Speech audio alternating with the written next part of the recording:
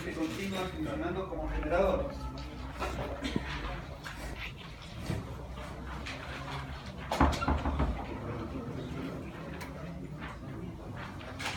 Y vamos a ver, estamos viendo la máquina con excitación independiente, que es lo que han ensayado esta mañana ustedes. Una con excitación independiente y otra con excitación en derivación. Las dos son máquinas, la derivación es autoexcitada. La independiente, bueno, la excitación es externa, pero son muy parecidas en el funcionamiento. Esto ya lo habíamos explicado, ¿sí? Por reacción del inducido se producía, si yo quería mantener la tensión constante, debía aumentar la excitación. Por eso pasaba de A hasta B. Y luego aparecían las caídas de tensión internas de la máquina, que la llamábamos delta U, que hacían que llegáramos hasta el punto C. Y así teníamos la característica en carga de la máquina, ¿sí? En la característica externa, que es la función de la tensión en función de la corriente de carga, manteniendo la excitación constante, bueno, ¿qué va a pasar? A medida que nosotros le pedimos cada vez más corriente al generador, es decir, le vamos incorporando cargas y la tensión va a ir cayendo, ¿verdad? Porque la corriente que circula produce caídas de tensión que cada vez son mayores. Entonces, si yo no muevo la excitación, lo corrijo y la tensión inexorablemente va a ir cayendo hasta llegar a un punto que es este, donde estaríamos en el caso de cortocircuito. La corriente no solamente crece porque le incorporo cargas, sino que podemos razonar al revés. Si yo le voy quitando con un reóstato, le voy quitando resistencia, bueno, no tengo ahí un reóstato para conectar. Entonces, si yo pongo un reóstato acá, en lo que sería la carga, si yo le quito resistencia al reóstato, este sería el reóstato. Y este sería, acá estaría la tensión en bornes. Si yo le voy quitando resistencia, cada vez me voy hacia arriba, ¿verdad? La corriente va a aumentar, ¿sí? Con lo cual me muevo hacia la derecha.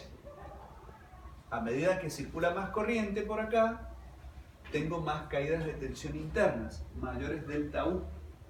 Por eso la tensión va cayendo, ¿sí? ¿Hasta dónde? Hasta que yo llegue con el cursor a ese punto. Cuando llegue con el cursor a ese punto, anulo la resistencia.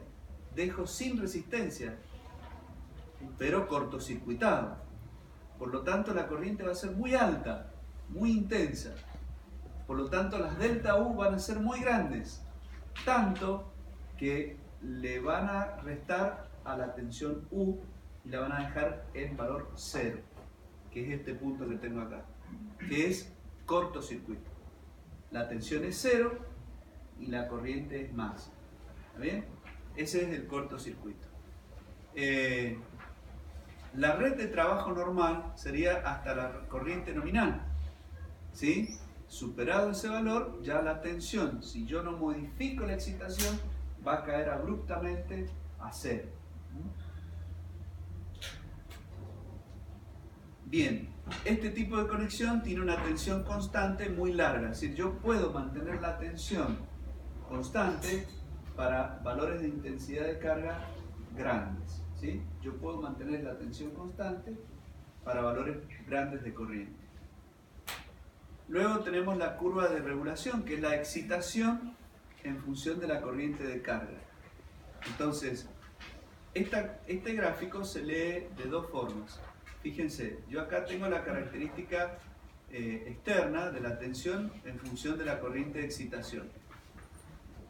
Para valores cada vez mayores de corriente de carga, que yo le voy pidiendo, I1, I2, I3, se van a producir caídas de tensión cada vez mayores. Si yo quiero mantener la tensión constante, que es esta recta que está en línea de trazos, si yo quiero mantener la tensión constante, voy a tener que aumentar la corriente de excitación. Cada vez aumentar más la corriente de excitación para mantener la tensión constante.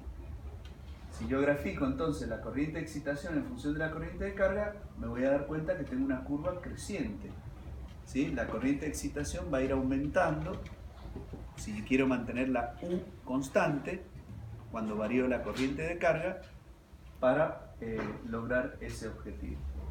Entonces, necesito tener un dispositivo automático que regule la excitación.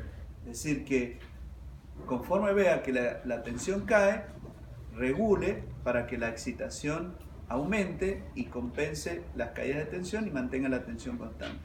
¿Está?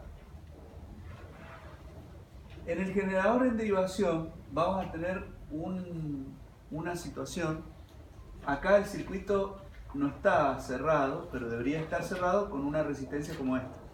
¿Está bien? Que es el reóstato variable del lado de la malla de la carga. La otra malla, la que tiene el circuito de excitación, es el que ya conocemos. Tiene la bobina que produce el flujo y un reóstato de regulación. La recta, nosotros vamos a tener una recta de tensión, porque la tensión U entre este punto y este punto la podemos construir, ¿sí? esa ecuación la podemos construir por la derecha o por la izquierda. Si la construimos por la derecha, por la izquierda, perdón, por la malla de la izquierda, ¿qué tenemos? Y tenemos que la tensión U es igual a los tres tizas blancas. Si alguien puede traer unas tizas blancas, esa tensión U va a ser igual a la corriente del circuito de derivación multiplicado por la resistencia RD más la resistencia del reóstato de regulación. Profe, acá alguien empieza a poner la parte. Ah, gracias, hijo. Gracias. Entonces, I es la U es la variable dependiente. Y X, la variable independiente, sería la corriente de derivación. El RD más RR, la resistencia del arrollamiento de derivación y la resistencia del arrollamiento del regulador, del reóstato, me darían la pendiente de la recta. Esa recta está representada acá. Esa sería la recta de tensión. La pendiente, bueno, la da la suma de estas dos resistencias. La característica de la FEM con la FEM de remanencia es esta que tienen aquí. Cuando la FEM se iguala a la tensión, entonces estaremos en el punto de trabajo del generador. ¿Por qué motivo? Si ustedes están a la izquierda, cuando la FEM es mayor a la tensión, ¿sí? La corriente de excitación aumenta. Pero si nosotros estamos a la derecha de este punto, la tensión sería más grande que la FEM y eso no puede ser. ¿Está bien? Por eso el punto de equilibrio se da en el punto A, donde los dos regímenes se igualan, ¿sí? La FEM se iguala a la tensión. Ahí la máquina está generando. ¿Qué sucede si la pendiente de esta recta hace que sea secante a la curva de FEM? Si eso sucede, ¿sí? Eso sucede para valores cada vez más bajos de velocidad de la máquina. Entonces, yo me voy hacia arriba y esa recta puede confundirse con el primer tramo de la curva de FEM. En ese caso, ya no tengo un punto de trabajo o de régimen de trabajo, sino tengo muchos. Por lo tanto, surge allí una indeterminación. La máquina no genera en esa situación. Esa situación se puede lograr variando la resistencia del reóstato de regulación también, ¿sí? Porque varía la pendiente de la recta.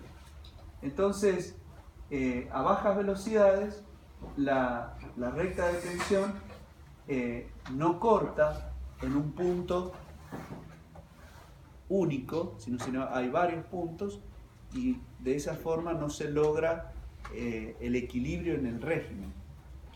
Esa situación se producía en los viejos automóviles que no tenían alternador como los autos modernos. Los autos hasta el modelo 72 o 74, venían con dínamo, es decir, venían con una máquina de corriente continua como generador en derivación. Y en el ralentí era cuando el motor está digamos, en reposo, a pocas vueltas, si se mantenían las luces encendidas, ¿verdad?, a bajas revoluciones con las luces encendidas, o sea, consumiendo, no generaba, el generador no generaba, y llegaba un momento que te quedabas sin batería, porque al no generar no se recuperaba la carga en la batería, y entonces las luces se quedaban encendidas por la batería, no por el generador. Hoy ese problema no existe, porque el alternador no tiene ese problema de trabajar con un punto de trabajo como en el caso de la máquina de continuo, como este caso. Ese es el ejemplo que se puede dar, porque este generador ya no se usa. Entonces ustedes lo han escuchado en las clases de laboratorio, les han dicho ya que este generador o esta máquina como generador ya no se usa. ¿Por qué no se usa?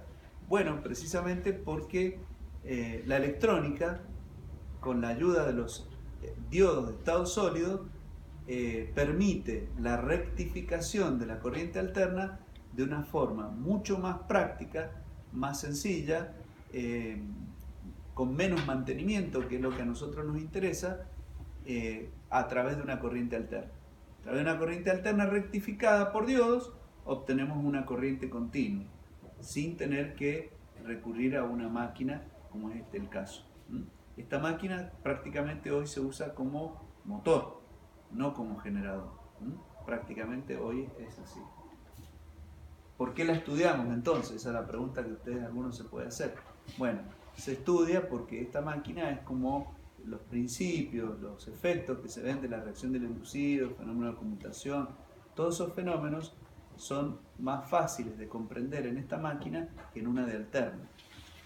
Entonces, como empezar a leer y escribir, entendiendo estos problemas en esta máquina. La característica de carga y de regulación del generador en derivación, bueno, es similar a la que vimos recién.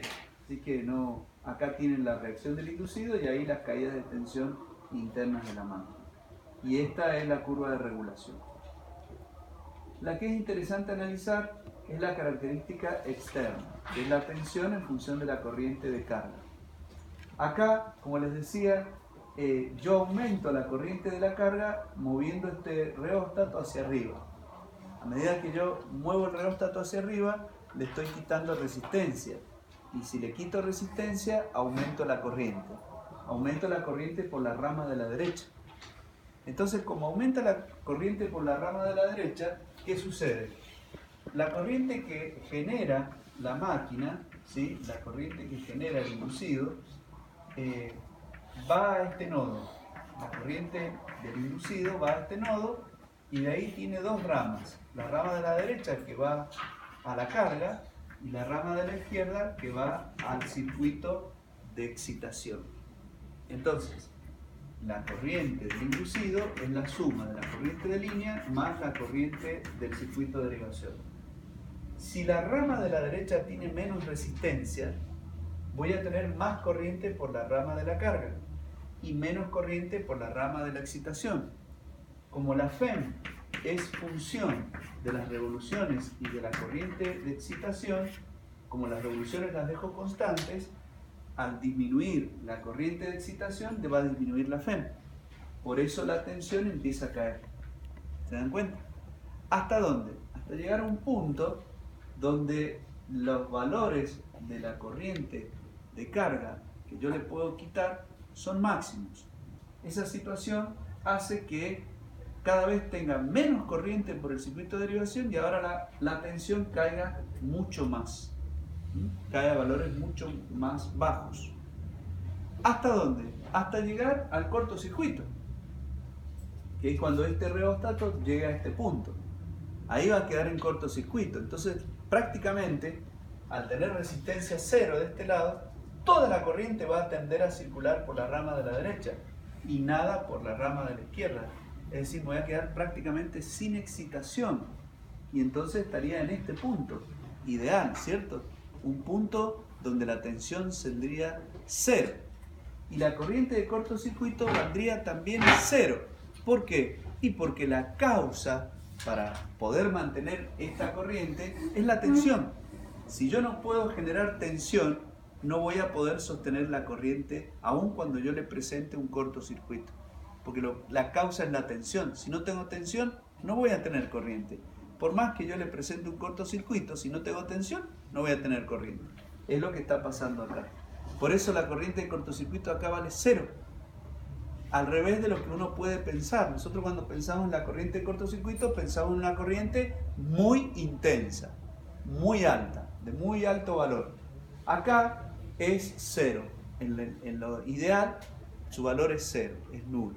¿Está bien? Entonces, ¿qué conclusión sacamos acá? La conclusión que sacamos es que la corriente máxima que se le puede sacar a esta máquina es mucho más grande que la corriente de cortocircuito. Por lo tanto, que quede esta máquina en cortocircuito no representa un riesgo para esta máquina. No representa un problema para que la máquina se destruya. O sea, cuando está en cortocircuito directamente no genera. No genera, exactamente. No hay peligro de que la máquina quede en cortocircuito. Pero sigue girando. Sí, porque el giro no depende de ella, el giro depende del motor primario. El motor primario es el que lo mueve, así que eso, las revoluciones las pueden mantener constantes si querés. Bueno, en el generador serie las cosas son un poco más sencillas. ¿Por qué? Porque característica magnética y en vacío no va a existir. Al no haber corriente, la corriente de la carga es la misma que la del circuito de excitación.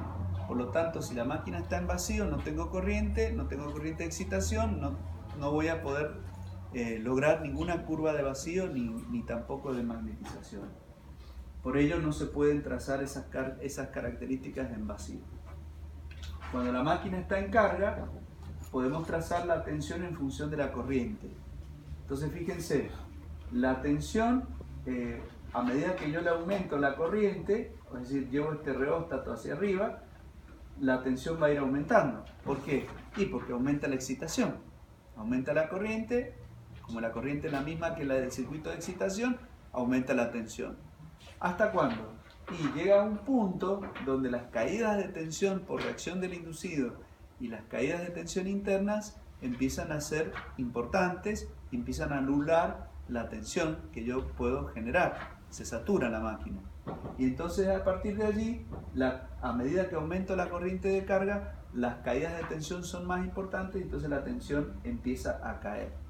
Hasta llegar a un punto donde la delta U es igual a U, pero cambiada de signo. Y entonces ese U menos delta U vale 0. Estoy en la condición de cortocircuito. Acá sí, la corriente de cortocircuito es máxima. En el generador compuesto o compound, la característica magnética y de vacío va a depender de cómo estén los arrollamientos serie y derivación. Si el campo de derivación es mayor al campo serie y que están devanados en igual sentido, la máquina se denomina compound normal, ¿sí?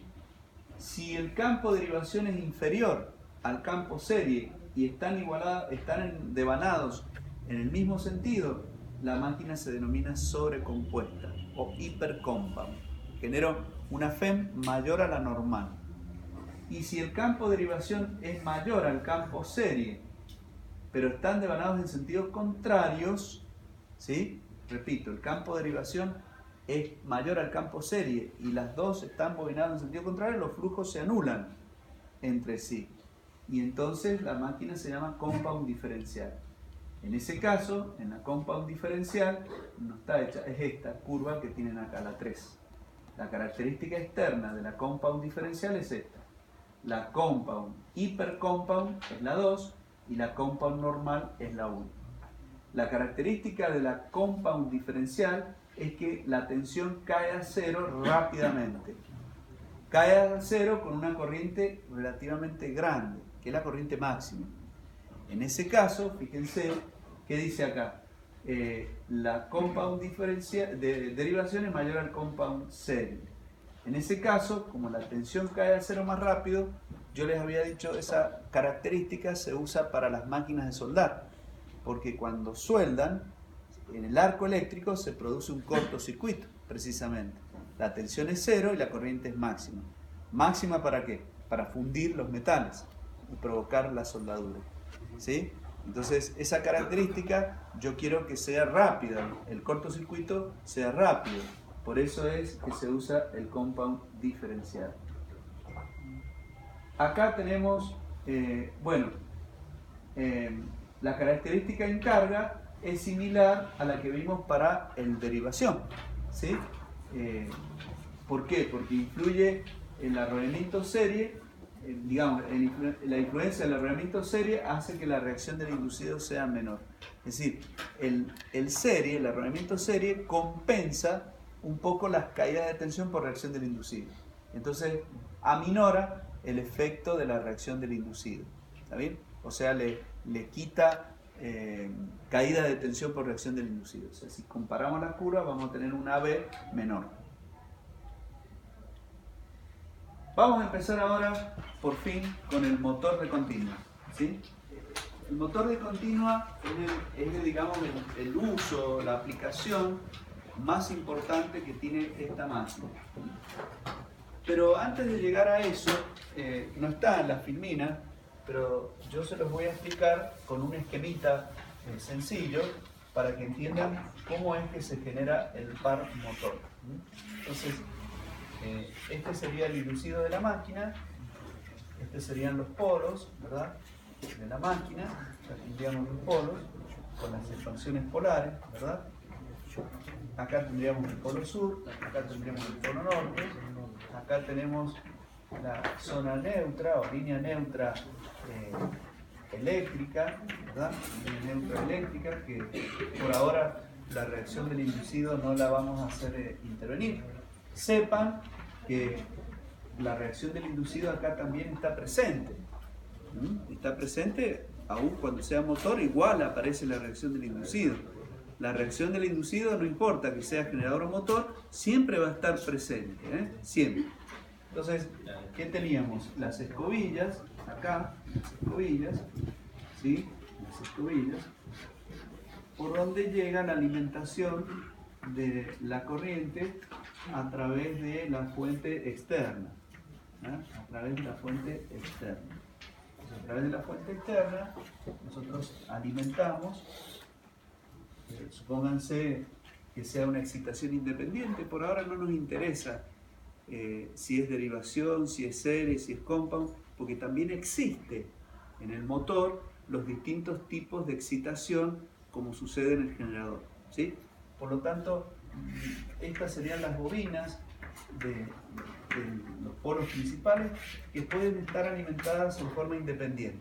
Yo no lo voy a hacer en ese esquema para no darle complejidad a la explicación, pero yo estas bobinas las puedo poner en derivación o en serie con la alimentación, o en forma independiente, o sea, usar otra batería.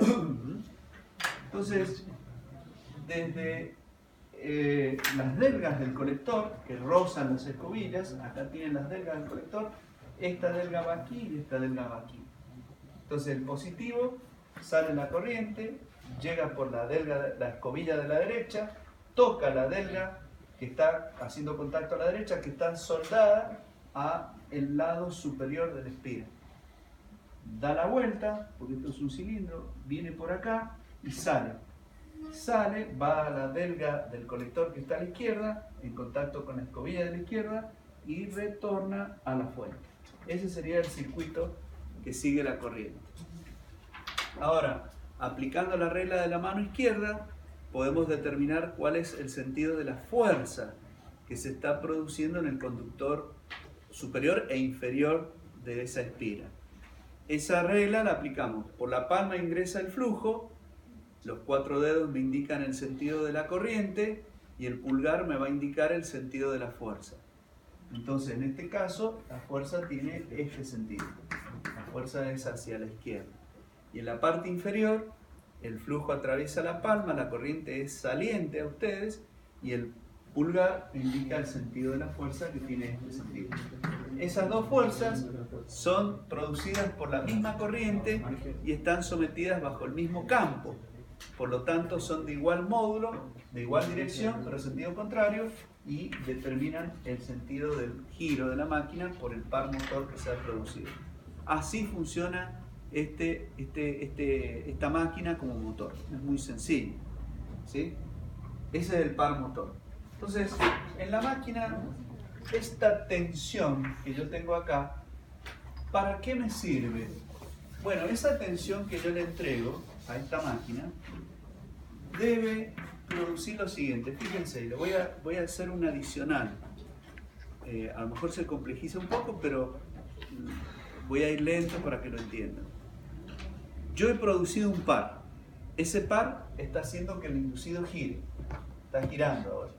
Entonces yo ahora tengo una bobina de una espira que gira dentro de un campo magnético producido por los polos norte-sur.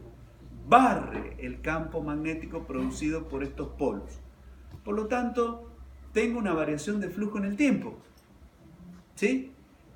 Eso significa que voy a tener una FEM que se va a inducir también en ese conductor. Además de la fuerza de la ley de Ampère, va a haber una FEM de la ley de Lenz-Faraday, que la encuentro con la regla de la mano derecha. Por la palma ingresa el flujo, el pulgar me indica hacia dónde gira la máquina y en los 4 dedos me indican el sentido de la FEM. La FEM allí sería saliente. Y en la parte inferior, el flujo ingresa por la palma, la máquina se mueve hacia la derecha y entonces tendría un sentido de FEM entrante. Eso que ven ustedes allí, que yo lo he representado con cruz y con punto, lo voy a hacer con líneas de trazos. ¿Por qué lo voy a hacer con líneas de trazos? Porque en realidad no existe, es la misma bobina, estoy hablando de la misma bobina, no de otra que está al lado. Es de la misma, pero en la misma está sucediendo que tengo una corriente contraria. ¿Sí? La corriente que la fuente le entrega la hace circular en cruz, entrante, pero a su vez la máquina genera su propia FEM que haría circular una corriente en sentido contrario, que se opone a la corriente que está entregando la fuente externa. Eso va en completo sentido con el primer principio de la termodinámica, que es el móvil perpetuo de primera especie. Es decir, esta fuente debe gastar energía para vencer la oposición que le ofrece el motor, que se convierte también en un generador. No es gratuito, porque si no esto no gastaría nada. Se daría un circuito cerrado.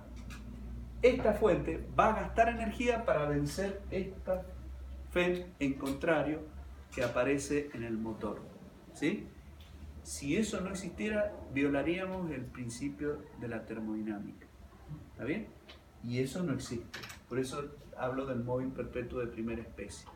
Por lo tanto, esta tensión de la fuente externa debe vencer la FEM contraelectromotriz. Debe vencer una FEM, que es la que está produciendo esto. Y debe vencer también las caídas de tensión internas de la máquina. La máquina tiene caídas de tensión internas. Entonces, esa expresión es la que surge ahí. La tensión de la fuente externa debe vencer la FEM contraelectromotriz y debe vencer las caídas de tensión internas. Y entonces alguien puede decir, ¿y en el generador? Bueno, en el generador la máquina motriz, que hablaba tu hijo, la máquina motriz que mueve el inducido, porque ahora le tengo que acoplar un motor primario, que puede ser una turbina. Bueno, esa turbina o el motor primario debe gastar energía para vencer el par resistente que se genera en el generador. No sabía eso. Veámoslo. Veamos cómo era el generador. En el generador yo tenía una máquina similar a aquella. Tenía el inducido, tenía los polos, norte-sur. ¿Sí? ¿Van entendiendo? Yo sé que se está complejizando, pero bueno, es el estudio. Entonces yo acá tenía la bobina, tengo las escobillas, el colector, la misma máquina que la de recién. Y supongamos que también la hacemos girar en el mismo sentido. Ese giro yo lo hago desde otro motor primario, que está acoplado al eje y la hace mover. Ustedes lo han visto hoy en el laboratorio, usan un motor para moverla, ¿sí? Ustedes están usando un motor eléctrico, pero podrían usar un motor de combustión interna, podrían usar una turbina de gas, de vapor, hidráulica, la que sea, para entregarle este par motor que lo hace mover. Cuando lo hace mover, se induce una FEM. Esa FEM la determino por la regla de la mano derecha. Es saliente acá, ¿sí? Y entrante en la parte inferior. Ese es el sentido de la FEM. O sea que si yo acá le conecto ahora una carga, yo voy a tener una corriente. Esa corriente que está saliendo por acá pasa a través de la resistencia y regresa a la carga completando el circuito. ¿Sí? Entonces ahora yo ¿qué tengo? Una corriente en un conductor que se encuentra dentro de un campo magnético. Por lo tanto se va a producir una fuerza que la determino con la regla de la mano izquierda. La corriente es saliente y la fuerza tendrá este sentido. En la parte inferior, bueno, ingresa la corriente, el campo atraviesa la palma y el pulgar me indica que el sentido de la fuerza es hacia la izquierda. Estas dos fuerzas generan un par motor, que no se llama par motor, se llama par resistente. ¿Qué significa? Significa que la turbina o el motor de combustión interna que yo le acoplé al eje no la mueve gratis, no la mueve sin que la máquina le ofrezca una resistencia. Aparece ese par resistente que debe vencer la turbina. Por eso consume energía. Móvil perpetuo de primera especie. No puede ser de otro modo. No puede ser que no consuma energía, porque si no yo junto esas dos máquinas y hago un lazo cerrado. Eso no existe. Aunque juegan muchos en querer contradecir este principio. Se vuelven locos con esto. ¿Está entendido? ¿Se entendió? ¿Sí o no? Entonces, acá, sí, yo sé que se van a quedar con la duda, estoy seguro. Acá tienen que generar una FEM para producir una tensión y para vencer las caídas de tensión interna. ¿Ven las ecuaciones? Acá yo genero FEM para obtener una tensión en bornes acá y una caída de tensión interna dentro de la máquina. Allá le debo entregar una tensión U que debe vencer una fuerza contraelectromotriz y las caídas de tensión internas de la máquina. Por eso son las expresiones. Entonces, ¿qué surge de la expresión de la tensión acá? Bueno, yo puedo despejar la corriente de acá, ¿no? Y la corriente va a ser U menos E sobre R. ¿Sí? Y bueno, como la FEM es P por N sobre 60A por N y por el flujo, dividido R, de esa expresión yo puedo despejar la velocidad, que es esa que tienen aquí. Entonces, si yo trabajo esa expresión y despejo lo corto directamente, 60 por A sobre el flujo, por N por P, por U menos I por R. Esa velocidad N se despejó de acá. Si quieren lo hacemos para que se queden tranquilos. Acá es I por R igual a U menos P por N sobre 60A por N y por el flujo. Entonces, P por N sobre 60A por N y por el flujo es igual a U menos el I por R. Entonces el N va a ser el U menos I por R sobre P por N, ¿sí? Por el flujo, y acá arriba por 60A, que es esa expresión que tienen ahí. Lo ordenamos un poquito y le queda 60 por A sobre P por N y el flujo, y el paréntesis U menos I por R. Esa es la expresión que tienen ahí despejada. ¿Sí? ¿Qué es el A? El A son el número de pares de ramas y el P era el número de pares de polos. ¿Se acuerdan? Bueno, Entonces, yo puedo agrupar el 60, el A, el P y el N en una constante, ¿sí? ¿Y qué me surge de allí? Y me surge que la velocidad del motor va a depender de una constante sobre el flujo y la diferencia U menos I por R. Entonces, ¿qué surge? Que yo tengo tres variables para la velocidad.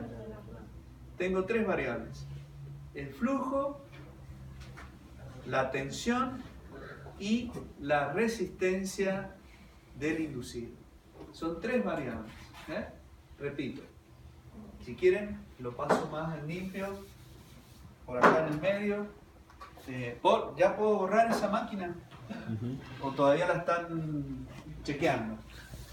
Y yo sé, les va a costar un poquito, pero acéptenlo, porque en la naturaleza de nuestro universo funciona así, jóvenes. No hay posibilidad de construir otra máquina que no haga esto. Móvil perpetuo de primera especie. ¿Ya lo han visto en termodinámica? Todavía no. Bueno, cuando lo vean van a ver que significa que no se puede tener una máquina que tome calor de una fuente caliente, produzca o entregue un trabajo y entregue calor a una fuente fría. En nuestro universo todo se mueve así. Si no fuera así, estas dos máquinas las podría acoplar y quedarían ad perpetuum funcionando, sin gastar energía. ¿Entendieron? Yo acoplo la máquina aquella que genera, reemplazo de luz por aquella. Y el movimiento que ésta genera, se lo acoplo a aquella. Y quedarían en forma perpetua, así. Eso es lo que llamo móvil perpetuo de primera especie. Eso no existe en nuestro universo. ¿Está? Necesariamente parte de la energía va a ir a una fuente fría. ¿Sí? Entre esas dos fuentes está el delta. De ahí viene la entropía. También lo van a estudiar. ¿Estamos acá? ¿Cuáles son las variables de esta ecuación? La termodinámica es la madre de todo, Ya cuando le empiecen a tomar respeto a lo que están estudiando, se van a dar cuenta de esto que yo estoy diciendo. Porque todo se mueve de ahí. Se explica el movimiento de todo por allí, que es la energía la que está en el universo. Lo que nosotros hacemos es transformarla, usarla, aplicarla. Y lo que estamos explicando. Acá, para variar la velocidad, yo tengo tres parámetros. Uno es el flujo. Dos es la tensión. Y tres es la resistencia del inducido. Yo puedo variar esos tres parámetros. El flujo lo varío a través de la corriente de excitación. La tensión la varío a través de la fuente externa. O sea, yo esta U la puedo usar así. La puedo hacer variable, ¿verdad? Ustedes en el laboratorio, esa tensión U variable la van a hacer mediante el transformador, el autotransformador y un circuito de diodos. Nosotros lo hacemos muy sencillo eso, porque tenemos diodos. Entonces con el autotransformador yo le regulo la tensión que alimenta los diodos y de los diodos obtengo la tensión continua. Así que para nosotros variar la tensión va a ser muy simple. Lo que no es fácil es variar esta resistencia, porque variar esa resistencia sería entrar adentro del inducido de la máquina, entrar acá. ¿Entienden? ¿Cómo hago para romper ese? O sea, lo puedo hacer, ¿no? Lo puedo hacer, pero tengo que romper. O de soldar acá, incorporar un reóstato. Tengo que romper la máquina, tengo que, digamos, agregar algo que no trae y que no es fácil acceder. Por eso el tercer método, variar la resistencia del inducido, nosotros no lo hacemos. ¿Ah? Sí podemos modificar la tensión y sí podemos modificar la excitación. Eso sí lo podemos hacer. Fíjense los extremos. Cuando uno estudia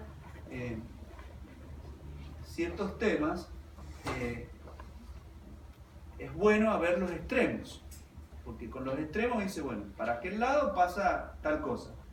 Para tal otro se destruye o pasa tal otra. Entonces los extremos me ayudan a decir, no, ni para allá ni para acá, vamos por el medio. ¿Sí? Acá es donde nos tenemos que mover. Con los extremos sabemos a dónde tenemos los riesgos o dónde no queremos llegar. Y ahí hacemos un entorno, que es lo que ustedes dan en análisis. Generamos un entorno. Dentro de ese entorno es donde nosotros hacemos nuestro estudio. Los extremos los dejamos para las situaciones críticas, las situaciones a las cuales tenemos que prestar atención como ingeniero para saber qué hacer en caso de llegar a esa situación o cómo hacer para no llegar a esa situación. Ese es nuestro trabajo. Dentro de eso nosotros nos movemos. Entonces, fíjense, una situación extrema es quedarse sin flujo. ¿Y por qué? Y quedarse sin flujo significa anular la excitación. Y anular la excitación significa quedarse sin flujo, y quedarse sin flujo significaría tener un cero en el denominador, con lo cual la máquina se embala. Se embala. Y eso físicamente, ¿cómo se explica que la máquina se embale? Matemáticamente ya lo entendimos. Matemáticamente acabamos de comprender que con un cero en el denominador n es infinito. Eso matemáticamente. Físicamente, ¿cómo se comprende esa situación? Bueno, cuando yo le estoy aplicando tensión desde la fuente externa, en realidad lo que yo le estoy aplicando es una potencia, porque esa fuente me entrega tensión y corriente. Entonces yo le estoy entregando potencia. Le estoy entregando una potencia eléctrica, un U por I, desde la fuente externa. Sin considerar pérdidas de ningún tipo, ni mecánica, ni de rozamiento, ni de nada de eso, esa potencia eléctrica que yo le entrego se transforma en una potencia mecánica. ¿Sí? Sin considerar las pérdidas, la potencia eléctrica de la fuente se convierte toda en potencia mecánica. Es una suposición, porque hay pérdidas, ¿sí?, que hacen que eso no sea directo, sino que las pérdidas, le tendría que sumar las pérdidas, ¿está bien? Pero consideramos que es ideal. Entonces, si nosotros, esa tensión, si es ideal, se transforma en la FEM. En la FEM. Y esa FEM depende de quién? De la excitación. Depende del flujo. Si yo me quedo sin excitación o sin flujo, lo que desaparece es el par, porque el par no lo hemos desarrollado. A ver, viene después, me estoy adelantando bastante. Bueno, acá tiene el desarrollo. Pero bueno, ya lo explico. Ahora, para terminar con este tema, vamos a demostrar que el par motor depende de P por N sobre 2pi por A. Ya vamos a demostrar eso. Por el flujo y por la corriente inducida. Esa es la ecuación. Así como tuvimos una ecuación de la FEM, en el motor vamos a obtener la ecuación del par. La ecuación del par es esta. La vamos a deducir. Entonces, si la máquina se queda sin flujo, se queda sin par. El par va a valer 0. Pero la potencia yo se la sigo entregando a la máquina, porque depende de la tensión externa. Ese sería el par resistente. No. A ver. Limpiemos un poquito porque... De la fuerza compuesta. Claro, a ver. No. Escucha. A ver. Yo acá había hecho el esquemita del motor. ¿Está bien? Y tenía una batería acá. Esa batería le entrega una tensión y una corriente. Eso es potencia. Potencia eléctrica. Que si no descontamos, si no tenemos en cuenta las pérdidas que se producen en la máquina, toda esa potencia eléctrica se transforma en potencia mecánica. Esa potencia mecánica es el producto de M por omega o M por N, si quieren. ¿sí? Es lo mismo. M por N. ¿Sí? Eso es potencia mecánica. ¿Se entiende hasta ahí? Es el par motor que está generando, no es el par resistente. No estoy hablando nada de eso. Es potencia del motor. El motor, yo le tengo potencia eléctrica y el motor me entrega a mí una potencia mecánica. Me entrega un par y una velocidad que me sirve para mover algo. Para mover una cinta transportadora, para mover una bomba, para mover lo que quiera. ¿Está bien? Lo que yo necesito es mover algo. Eso es lo que me entrega el motor. Un par con una velocidad. ¿Está bien? Para mover algo. Acuérdense, siempre el motor es producir un par para mover algo. Para hacer girar algo, para hacer trasladar algo. Si es una cinta transportadora, transformo el movimiento de rotación en un movimiento lineal. Eso lo hace un sistema mecánico, ¿sí? De rodillos, de cinta, lo que sea. Pero yo lo transformo en un movimiento lineal, en ese caso. O lo puedo usar para seguir siendo de rotación en una bomba, que mueve el rotor de una bomba para impulsar agua. No sé, depende. O movimiento de rotación para mover el plato de un torno, de una máquina herramienta. O para mover los rodillos de una trefiladora. O mover los rodillos de un tren de laminación para producir chapas. Yo aprovecho el par motor. Eso es lo que yo hago en un motor. Genero un par, genero un giro, genero una fuerza motora, que eso es el par. Ese par tiene velocidad, porque eso está girando. Entonces es una potencia mecánica. Eso lo han estudiado ustedes, dinámica. ¿Está bien? ¿Sí? ¿Sí o no, jóvenes? Sí. Bien. La potencia eléctrica proviene de la fuente externa que yo le estoy aplicando, que es la batería. Es una batería que yo le puse, como puede ser la batería del auto. El ejemplo lo tienen allí. En el auto ustedes tienen un motor de corriente continua que se llama burro de arranque. Mal llamado así. El nombre técnico es motor de lanzamiento. Ese motorcito, que es un motor de corriente continua en serie, bien chiquito, es capaz de mover el motor grande de combustión interna. Mueve el cigüeñal para iniciar el proceso de arranque del motor de combustión interna. Sin ese motor tenemos que empujar el auto. No hay forma. Ese motorcito de continua en serie es el que lanza el motor para que arranque. Después tenemos que tener combustible, bujías, todo lo demás. ¿Sí? Porque no solamente, no con ese va a arrancar solamente. Bueno, tenemos todo lo demás, el motor arranca solo. Sin que nos tengamos que bajar y empujar. Si vos no tenés motor de burro o burro de arranque, motor de lanzamiento, tenés que empujar el auto. Vos tenés que empujarlo. Si tenés el burro de arranque o motor de lanzamiento funcionando bien, él hace ese trabajo. Inicia el proceso de arranque del motor. ¿Está entendido? Para eso, ¿qué necesita? Torque. Necesita par. Él necesita desarrollar un par para mover todo ese sistema de pistones, ¿sí? En los cilindros, mover cigüeñal, todo eso en el aceite. Porque todo eso está en el cárter, donde hay aceite. Entonces lo tienen que mover a todo eso. ¿Entendieron? Eso lo hace el motor de corriente continua. ¿De dónde el motor de corriente continua saca la energía para poder desarrollar ese par con esa velocidad? ¿De dónde lo saca? De la batería. De la batería del auto.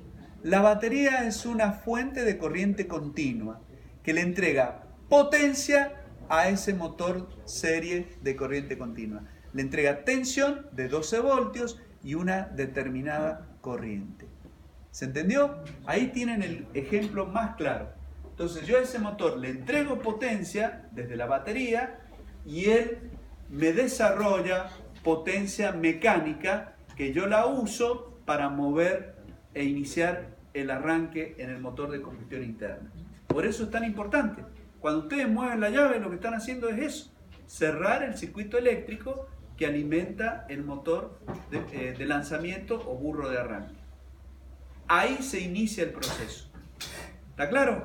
Entonces, volviendo a nuestro caso, ¿de qué depende ese par que se genera en el motor? Depende de una relación que todavía no hemos deducido, pero yo se las adelanto, depende del flujo y de la corriente del inducido. Esa es la expresión del par que se desarrolla en el motor de corriente continua. ¿Para qué me sirve esta expresión? Me sirve esta expresión para ver que el par depende de dos parámetros, del flujo y de la corriente. El flujo, a su vez, depende de la corriente de excitación. ¿Sí? Si la máquina se quedara sin flujo, porque le anulo la corriente de excitación, el par desaparece. Pero yo le sigo entregando potencia eléctrica, porque sigue conectado a la fuente. Entonces acá, por ejemplo, supónganse tienen 100 watts del producto U por I, y este valor se va a 0. ¿Qué va a pasar con la velocidad para seguir manteniendo los 100 watts? Va a aumentar, se va a ir a infinito. Supongamos que yo no lo baje a 0, lo baje a 1 Newton metro. ¿Qué le va a pasar a la velocidad? Se va a ir a 100, para que el producto me siga dando los 100. ¿Está bien? Si se hace 0, el par, la velocidad se va a ir a infinito, para compensar y mantener la tensión, la potencia. ¿Se dan cuenta? Por eso la máquina físicamente se embala. Dicho en otros términos, la potencia eléctrica que yo le entrego al motor cuando desaparece el par, ¿sí?, se disipa en velocidad. La potencia eléctrica que yo le estoy entregando se disipa en velocidad.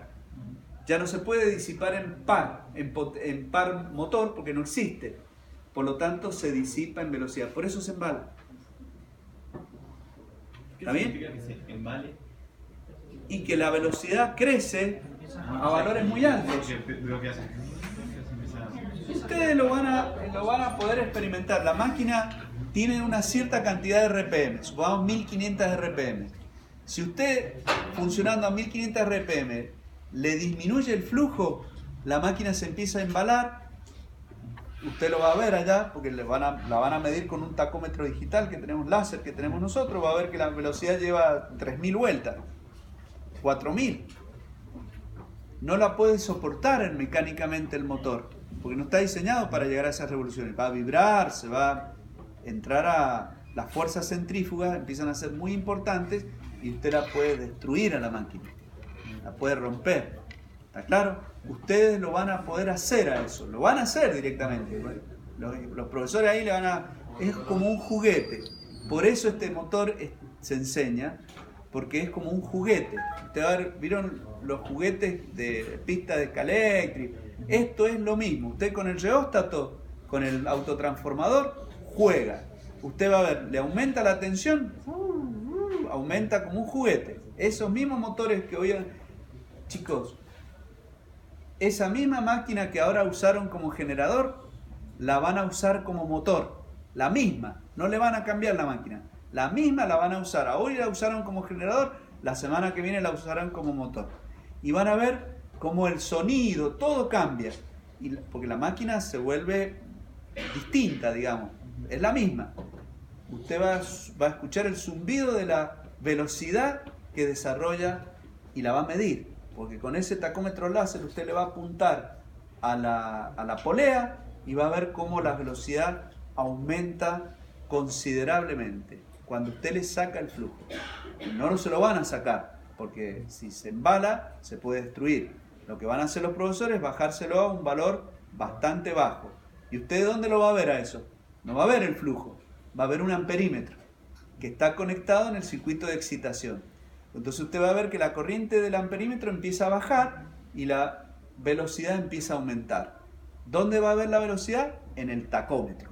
Usted va a ver que el tacómetro digital de 1500 pasa a 2000, 2500, 2800, y además se va a dar cuenta porque la máquina va a empezar a vibrar por la cantidad de revoluciones que está tomando.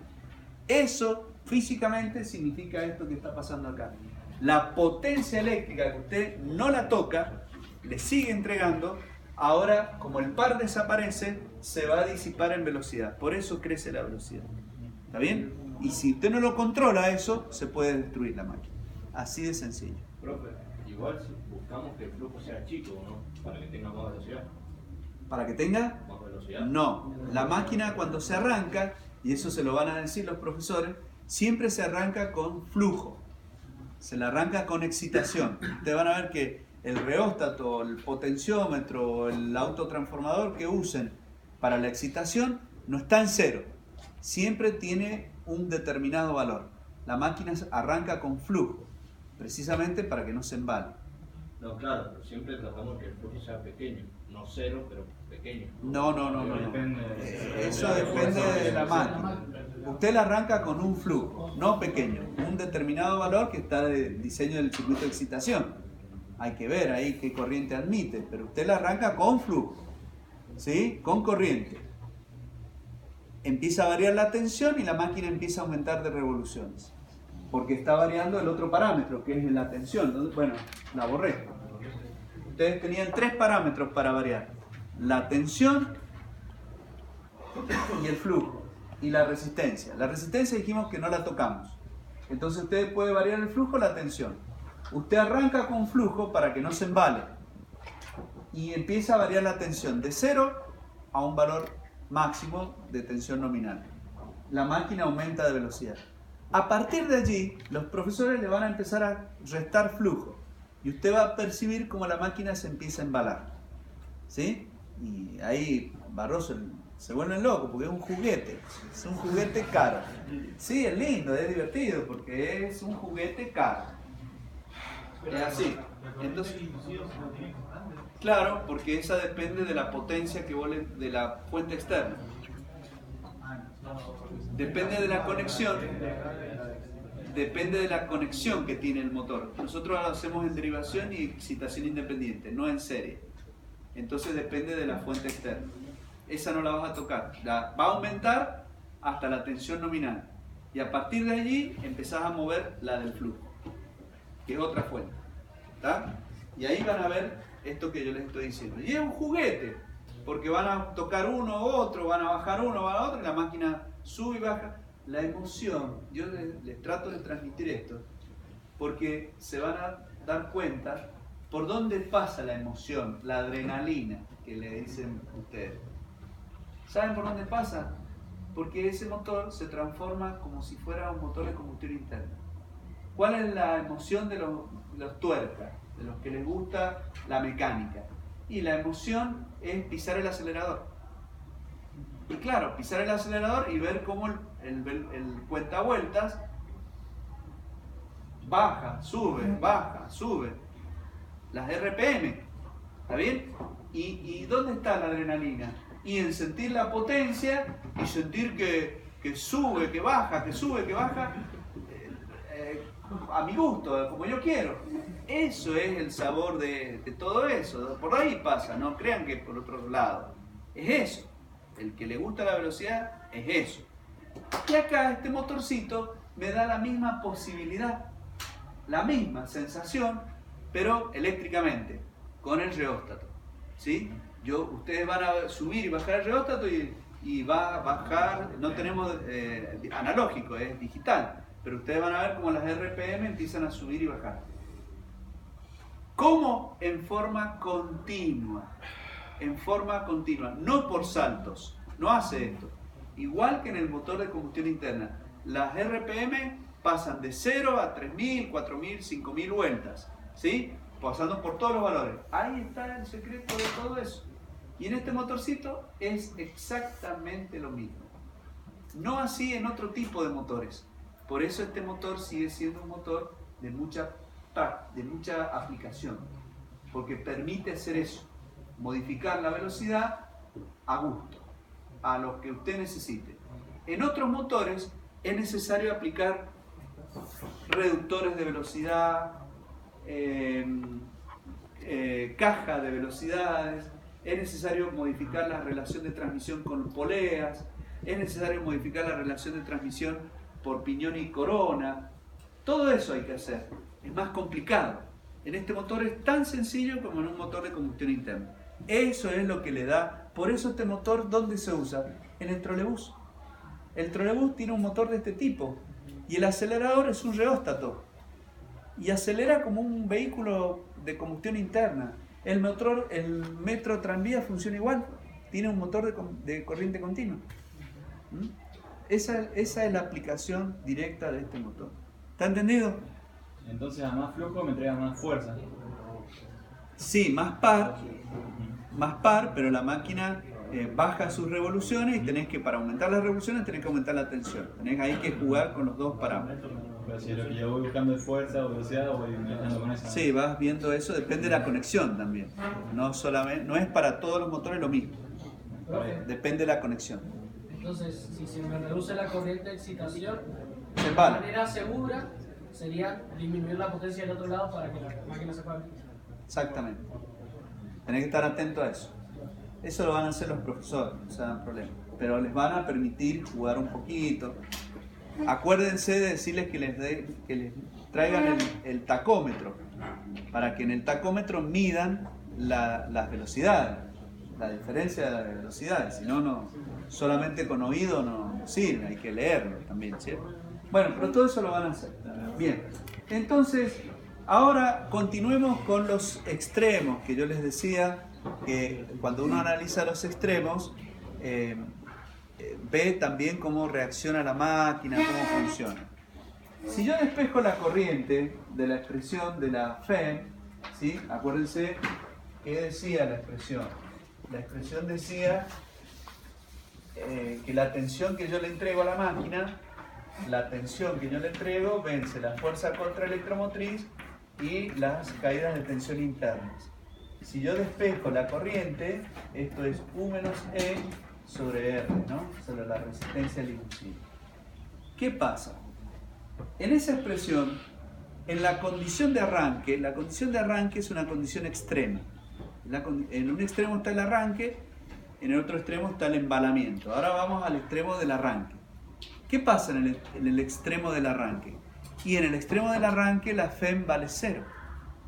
¿Por qué vale 0? Porque la FEM depende de las revoluciones y del flujo. Si las revoluciones son 0, la FEM va a valer 0. Si la FEM es 0, este cociente se hace máximo. La corriente alcanza el valor máximo que se llama corriente de arranque. Por eso este motor, cuando arranca, toma una corriente que va de 6 a 7 veces el valor de la corriente nominal. En el arranque la corriente crece mucho y entonces estos motores se protegen con un fusible para que la corriente no supere determinados valores en el caso de que el arranque se prolongue por mucho tiempo. ¿Está bien? El arranque dura un instante nada más. A medida que la máquina empieza a girar, empieza a producir FEM y la corriente sola cae. Por eso el latímetro no hace.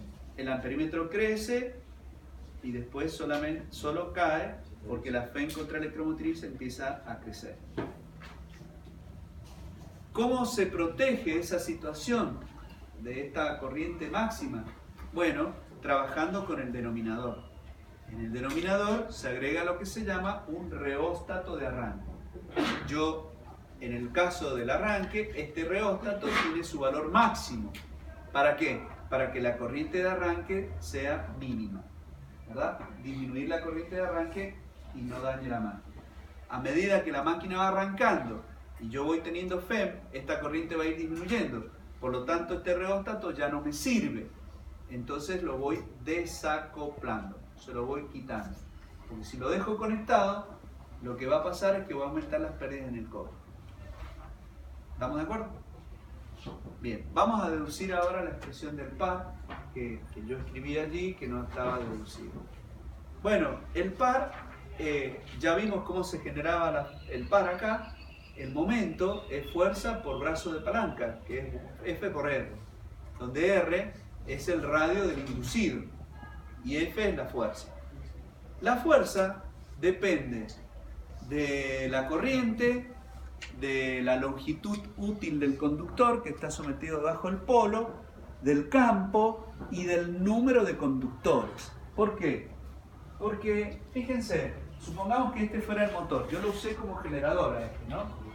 Yo lo había usado como generador. Bueno, a ver, para que no se vayan a confundir después, alguien copie. Si yo hago el inducido otra vez,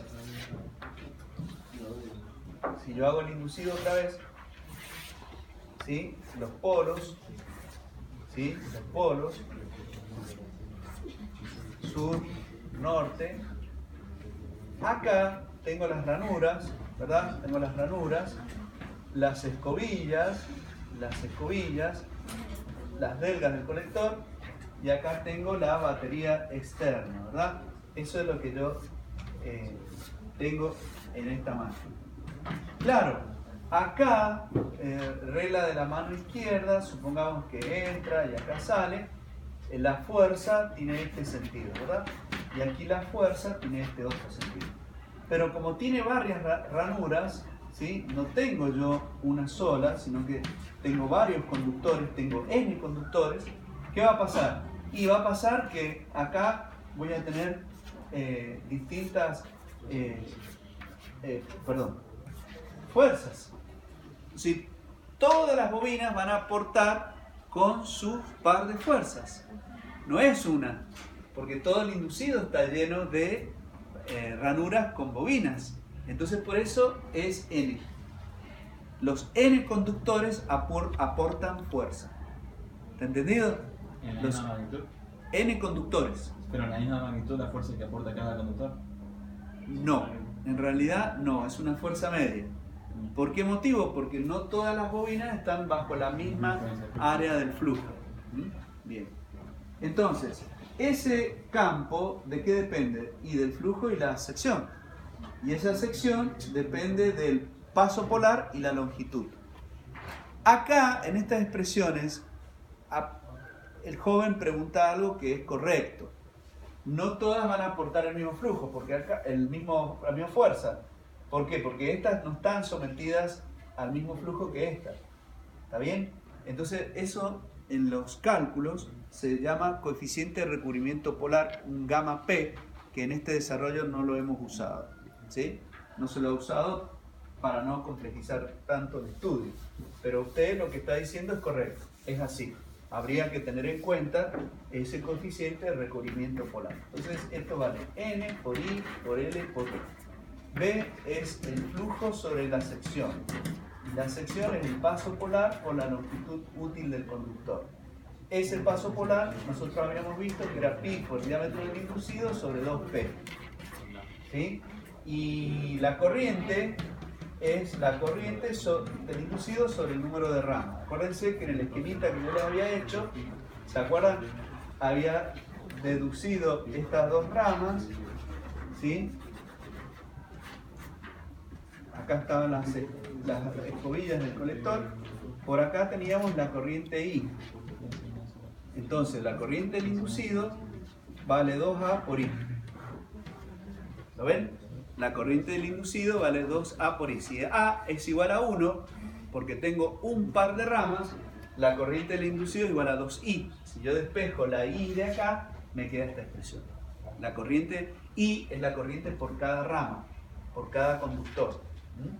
Entonces ahora, ¿qué tengo que hacer? Reemplazar nada más. Entonces la fuerza va a ser N por I, que vale la corriente del inducido sobre 2A, por L, por el B, que es el flujo sobre la sección, que es pi, por diámetro del inducido sobre 2P, por L, este L con este L se va, este 2 con este 2 se va, me va a quedar la fuerza igual a P por N sobre A, ¿sí? Sobre pi por A, por el flujo y sobre el diámetro del inducido. Y el momento es fuerza por radio, o igual fuerza por diámetro del inducido sobre 2. Entonces, el par va a ser la fuerza que vale P por N sobre 2πA, ese 2πA es este 2, por el flujo sobre el diámetro del inducido por el diámetro del inducido. Y ahí me queda la expresión del par que yo les había dicho recién. P por N sobre 2πA por el flujo y por la corriente del inducido. Acá faltó la corriente del inducido. Que es esa expresión que tienen ahí. ¿Está? ¿Estamos de acuerdo? Esa es la expresión de el par en el motor de corriente continua. Bien, vamos ahora a cómo se conecta esta máquina y cómo se usa el reóstato, dónde se lo pone el reóstato. Bueno, en la máquina con excitación independiente, acá nosotros tenemos la tensión en bornes, positivo o negativo, y en serie tenemos el reóstato de arranque. El circuito de excitación no lo tocamos, es como lo hemos venido usando hasta ahora, como en el generador. Entonces, en el arranque, ese reóstato está en la posición A. En esa posición, la resistencia es la máxima resistencia, que era lo que yo quería, tener máxima resistencia en el denominador. ¿Se acuerdan la expresión? La corriente del arranque a que era igual, y la corriente de arranque era igual a la tensión sobre la resistencia del inducido más la resistencia del reóstato de arranque. ¿Sí?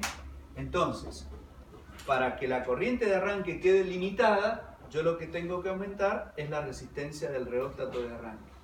Por eso RA está en A, máxima resistencia, para limitar la corriente de arranque. Una vez que la máquina empieza a arrancar, empieza a desarrollar fuerza contraelectromotriz. Por lo tanto, la corriente empieza a disminuir. Para no mantener y sumar pérdidas en el cobre, es que el reóstato lo muevo hacia M. Y en M, que es marcha, estaría cortocircuitado. Ya no me hace falta el reóstato y entonces ya no desarrollo esas pérdidas. La velocidad, ¿cómo se consigue variar la velocidad? Bueno, variando la tensión o variando el flujo a través del reóstato de regulación. Desde los valores nominales en adelante. Eso lo van a hacer ustedes en el laboratorio. Nosotros vamos a tener un motor conectado de esta forma. ¿Sí? Reóstato de arranque, no sé si le van a poner, creo que no. Le puedo decir que le conecten un reóstato de arranque. Lo que pasa es que no tenemos resistencias muy grandes. O sea, nosotros tenemos que contar para poder poner resistencia de reóstato de arranque con resistencias que aguanten mucho valor de intensidad. Y la más grande que tenemos creo que soporta hasta 2,5 amperes. No soportan más corriente y acá vamos a tener una corriente de 6-7 amperios que la puede quemar. Por lo tanto, no sé si vamos, salvo que pongamos 2 o 3 reóstatos en serie para entonces que soporte toda esa corriente. Pero claro, ustedes las han visto, son bastante voluminosas. Pero bueno, vamos a ver si nos las ingeniamos para ponerles un reóstato de arranque y vean ustedes cómo funciona. ¿Ah? Bien, el momento en el arranque conviene tener mucho par. ¿Sí? Acá viene un detalle técnico, un detalle que no es un detalle, sino que es una consideración importante técnica. Normalmente los motores arrancan con carga, es decir, la máquina que mueven arranca cargada. Supongamos que sea una zaranda para piedras, ¿sí? En una minera. La zaranda puede tener rocas pesadas, cargadas. Entonces el motor tiene que arrancar con toda esa carga, con toda ese par resistente. ¿Se entiende? Eso significa arrancar cargado. Entonces yo, para poder vencer esa resistencia mecánica, necesito desarrollar un par elevado. En algunas situaciones puede ser eso, ¿sí? O supónganse una cinta transportadora. Si la cinta transportadora puede arrancar con bultos arriba de la cinta, eso significa que tiene carga. Entonces yo, para poder vencer esa carga, necesito desarrollar par.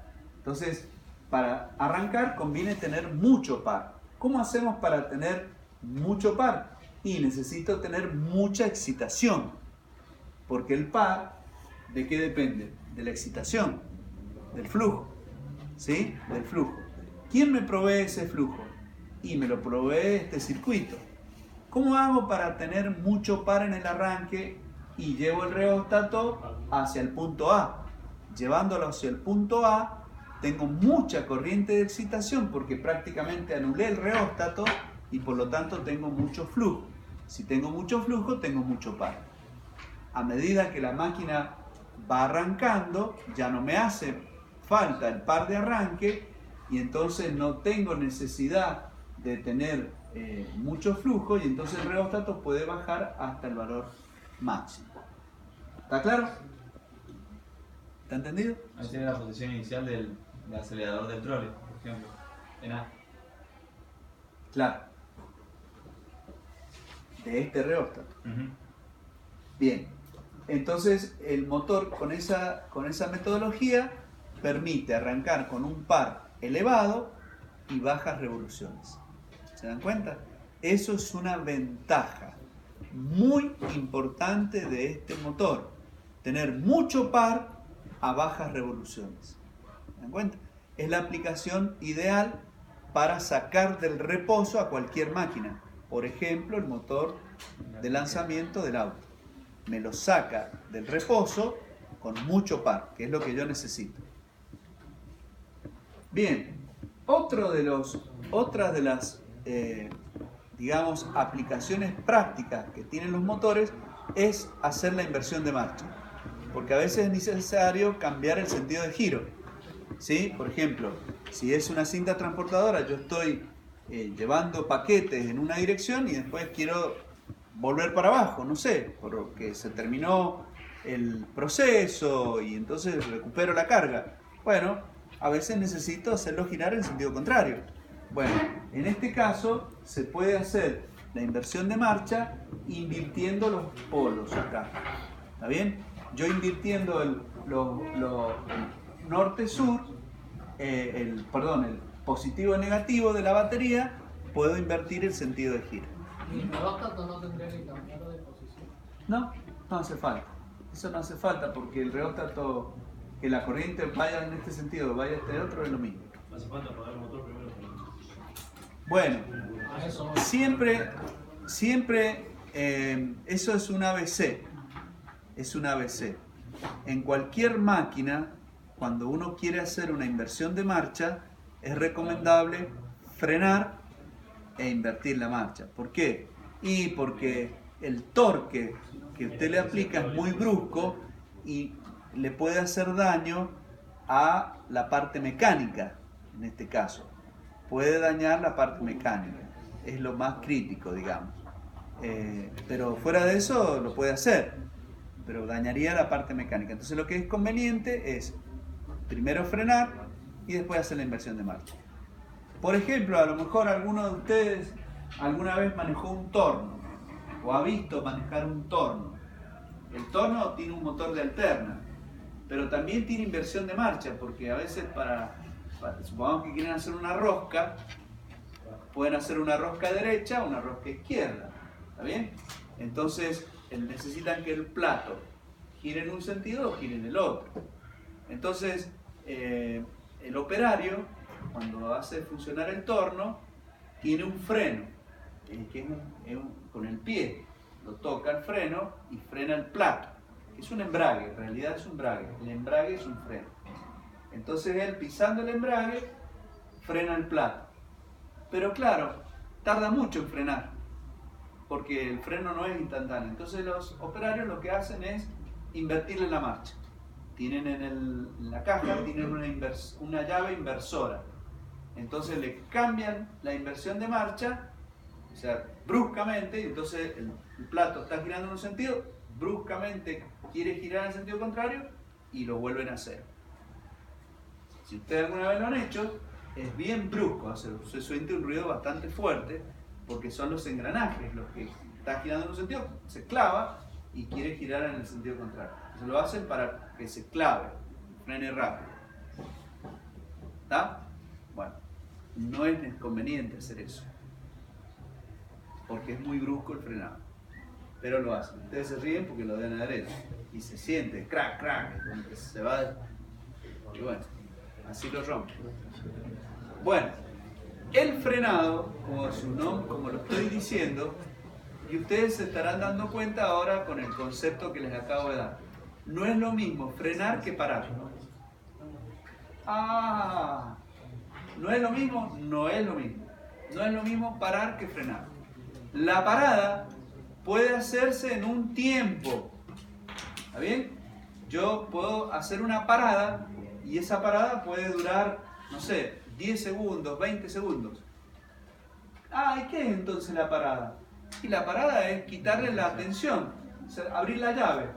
Abro la llave, lo dejo sin tensión y entonces la inercia, hasta que las pérdidas mecánicas se disipen, el motor se va a detener, se va a parar. ¿Cuánto? Y no sé, dependerá de las pérdidas por rozamiento que tengan. Es un método que no lo hacemos nosotros para determinación de las pérdidas mecánicas del motor. Medir el tiempo que tarda en detenerse. Si las pérdidas en mecánica son muy bajas, y va a tardar muchísimo en detenerse. ¿Está bien? Porque hay poco rozamiento. En cambio, si el motor tiene muchas pérdidas por rozamiento, y cuando yo le quite la alimentación, y se va a parar al poco tiempo nomás, porque va a rozar mucho. ¿Entendieron? Entonces, no es lo mismo parar que frenar. El frenado es cuando yo quiero que algo frene en el momento, que no tarde mucho en pararse. Por ejemplo, un montacargas, un puente de grúa. En un puente de grúa, supongamos que yo estoy izando una carga. Se me corta una cuerda, un toroide. Se me corta. Y se me viene la carga abajo. ¿Está bien? ¿Qué quiero yo? Que frene, no que pare. No quiero que, que pare cuando pare, ya está, se hizo bolsa todo. No, yo quiero que frene. Lo mismo un montacargas, un ascensor. Se me corta un alambre. Hay varios sistemas de freno. Está el paracaídas, está el pantógrafo, un freno de pantógrafo, y está el freno motor. ¿Por qué? Porque ahí viene en caída libre. ¿Está? Entonces se abre el paracaídas. Sí, tienen paracaídas. Tienen un sistema de paracaídas que son unos patines que por la fuerza del impulso se abren y bloquean contra las paredes, los rieles, para que se frenen. Si no, el freno del motor. Y si no, está el pozo, en el hueco hay un resorte. ¿Sí? Pero si viene en caída libre, pasará todo. ¿Ah? Tiene todos los sistemas de freno. Claro, los ingenieros tenemos que pensar en todo. Si falla este, ¿qué pasa? Si falla este otro, ¿qué pasa? Y si viene cargado con sobrepeso, ahí, por eso tienen un peso que dice máxima tanto. Porque los sistemas de freno, ¿qué pasa en el auto? Y esto, ojo, ojo, porque ustedes son ingenieros, no tienen perdón directamente. Llegan allá arriba y les dicen, soy ingeniero, listo, pasar para el otro lado. ¿Por qué? Y te llevaste física, te llevaste todo, porque no podés, no podés fallar en esto. Salen mañana a la noche, van 12 en el auto, 12, ¿sí? Cargado al moño, ¿sí? Agarran la Panamericana, 120. Total va planchado, ¿sí? ¿Cómo lo frenás? No lo podés frenar. No, sí, con una pared lo vas a frenar, pero te va a quedar arrugado. ¿Cómo lo frenás? Y vos decís, no, si frena. Claro, te aparece un obstáculo y en vez de tener 100 metros para frenar, necesitas 200. 200. Ajá. Hable alguno que lo ha experimentado y que no ha sabido qué miércoles agarrarse, de dónde sacar los pies, colgarse de dónde para frenar. No lo frenás. Porque el sistema de freno está diseñado para un peso. Es fuerza, fricción, fuerza de rozamiento, fuerza normal. ¿Qué más quieren que les diga? Plano inclinado. Ustedes lo han estudiado todo eso. Entonces, si yo aumento el peso, debería aumentar la fuerza de fricción. Y la fuerza de fricción la da el coeficiente de rozamiento de las pastillas. Y las pastillas no las cambié, siguen siendo las mismas. Las mismas que uso 80, 20, a 40, son las mismas. Si yo vengo con mucho peso voy a necesitar más fricción. No la tengo, porque las pastillas son las mismas. Van a supercalentar y va a ser peor todavía el tema. Pues no va a frenar. ¿A quién le ha pasado eso? Cargado no frena. Necesitan mucha más distancia de frenado. ¿Está claro? Entonces, conclusión.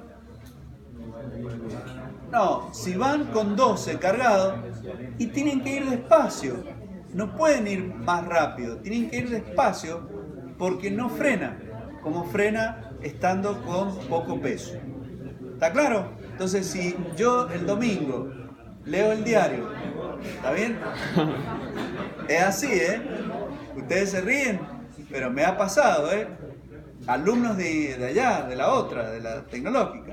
Leo el diario, accidente, qué sé yo, apellido y todo. ¿Cuántos venían en el auto? 6, 8. Y le pusieron como si fueran 2. No frena igual. Lo mismo que si el piso está mojado. Lo mismo. ¿Está claro?